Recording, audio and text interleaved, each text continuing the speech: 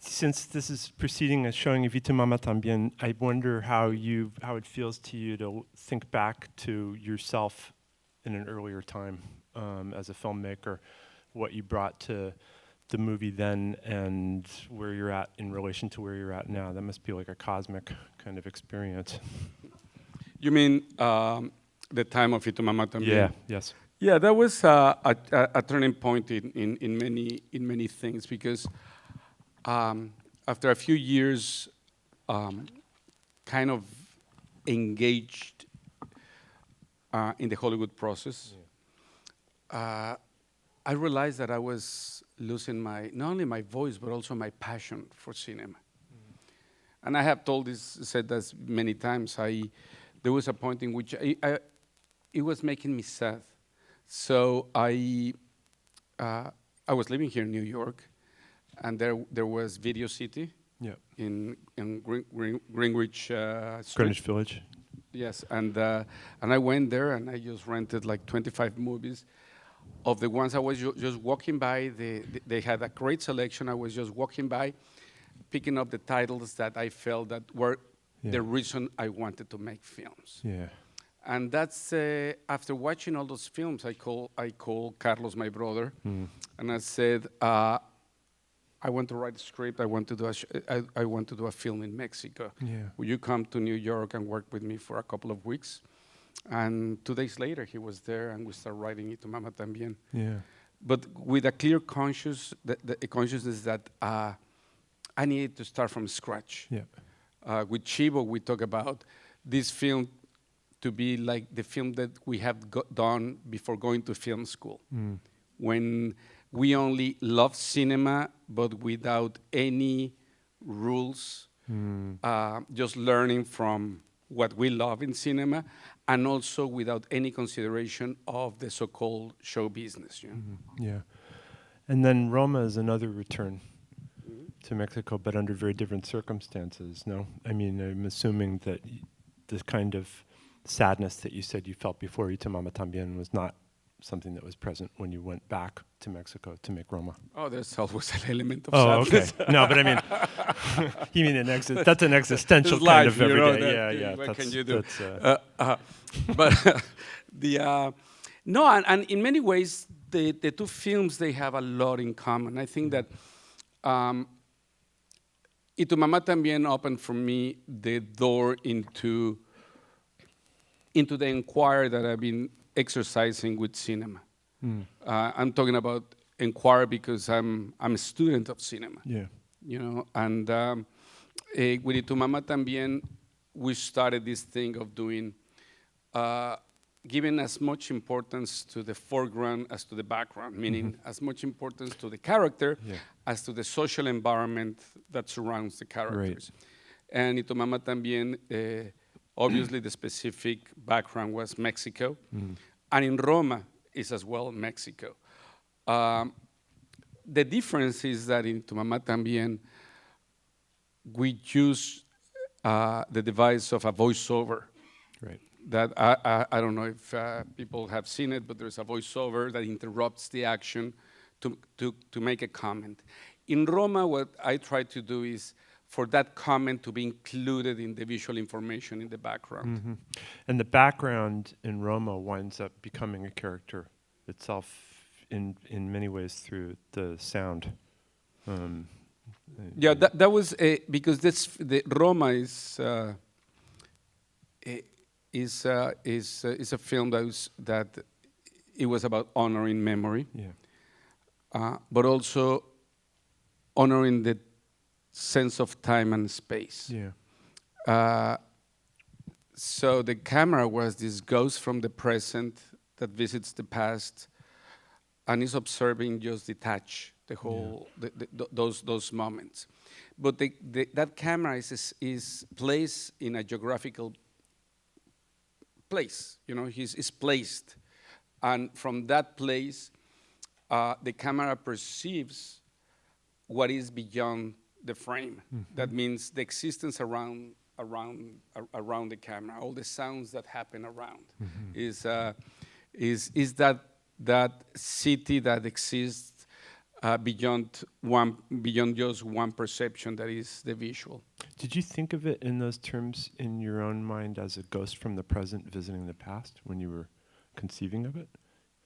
What it was very clear, and it was the thing that for me was interesting, is I was not interested in the nostalgic approach to memory. I was interested about the past from the standpoint of the present, meaning the past from the standpoint of my understanding of the present, and also what makes that past relevant, or at least for me. You know, what was how that past shape who I am, for good and for ill, not necessarily just the sweet, cottony, nice emotional stuff, but it was more about also some wounds that I share with society. Yeah.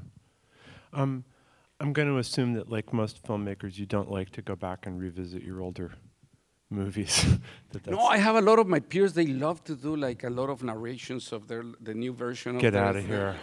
Oh yeah, you know, and the new edition, really? And then they do they add stuff or they get rid of stuff and new narratives and stuff. And I don't see them. Once that I finish them, no more. Well, it's interesting because looking at it from an outsider's perspective, the development of the question of the unfolding of time. I mean that's something that's become more and more of a preoccupation for you. Does that sound just? Look at my hair, man. Look at my hair. I mean, you start hearing the dog clicking and. Okay. Yeah. But you're looking at it from all different kinds of angles in movie after movie. Yeah, it's yes. Also, is this faith on cinema as its own language? Yeah, a language that doesn't owe anything to literature or to drama, right, or to theater. You know, I think that there's in my opinion, a misconception that cinema comes out of it. You know, that is an art that relates to it. I think actually, I generally speaking, those are not my favorite films. You know, it's the films that the ones that I define them as that you can see with your eyes closed. You know, that I find that those films are the media for lazy readers. You know, I like cinema in which all the tools of cinema are used, and a very specific distinction in cinema is that not unlike music, is an art that flows in time. Yes. You know, and if in the past I was always trying to control time, because something that also they teach us in conventional kind of narrative. Right. You know, it's about the control of time. And page a minute and stuff. Right. It's the opposite. It's about allowing the flow of time and have the sense of that time that passes. So, flowing back in time to when you were renting those titles from the video store, do you remember what they were? I remember some of those titles. It was very eclectic. It was from Dead Manscapes. There was Bicycle Thief. There was which one was that? I think it was Rain People by Coppola. Oh yeah. Yeah, that it's a film of Coppola that I love. I mean, everybody talks about. It's not a lot of people know about. I definitely rewatch Jonas, who will be 25 years in the year 2000. That, by the way, we talk about that. I would love to do a retrospective of Alan Tanner. Because I think that there's a whole generation that deserves to know the cinema of Alan Tanner. And there was a bunch of Nouvelle Vague that obviously is I think it's obvious in it to Mamá También, a certain influence of that. There was Dreyer, there was Bresson, there was Osu. Yeah. So is there anything else by way of introduction of you to Mamá También that you'd like to say to leave the audience with? Well, as a way of introduction is that I think is as much the story of these three characters. That those three characters are pretty much two parallel journeys. Is the journey of the two teen boys and the journey of the woman they embark this adventure with. But at the same token, parallelly, all of this stuff is the story of, is probably as important, the story of that background. Yes. And it's a background that deals, one more time, deals with time. Yes. And most of the comments are about mortality. There's very often when the narrative stops, it's just because there's something related with death. And it makes sense later on in the film.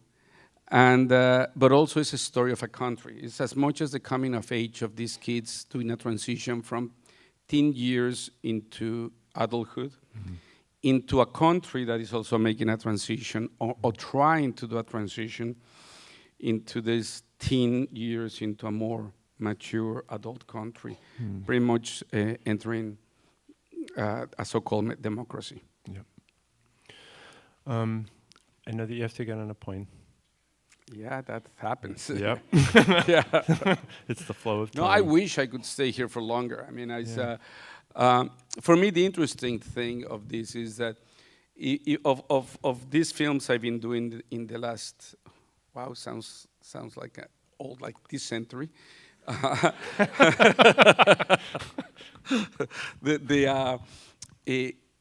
Probably to Mamá También, Children of Men, and Roma are the ones that are more related. You know, in terms of foreground and background and the amount of information that is in the backgrounds. Definitely to Mamá También and Roma are the ones that are even more connected because that background is a specific sociopolitical reality. And that was another thing after the years in Hollywood is to surrender myself to reality. Yeah. You know, I found that reality, I was always trying to avoid it. I was trying to change it, I stylize it, and with Chivo, we made the decision that it was not about aesthetic, it was about language. Yeah. It was about beauty is not necessarily what the so-called aesthetic. Beauty is something that is that comes from the consistency of a language. Yes. That's a real through line in your And work. I think they are very similar in that sense with, I mean, obviously, Y Tu Mamá También, the camera is very static, but it's handheld always. Yes. In Children of Men, obviously, the camera moves all around. Yeah. And in Roma, it's a very controlled, it's a very, very controlled, but the sense of foreground and background, that is part of the three films. Yeah. Thank you. Thank you for making time to do this. I really appreciate this. Thank you so much for coming.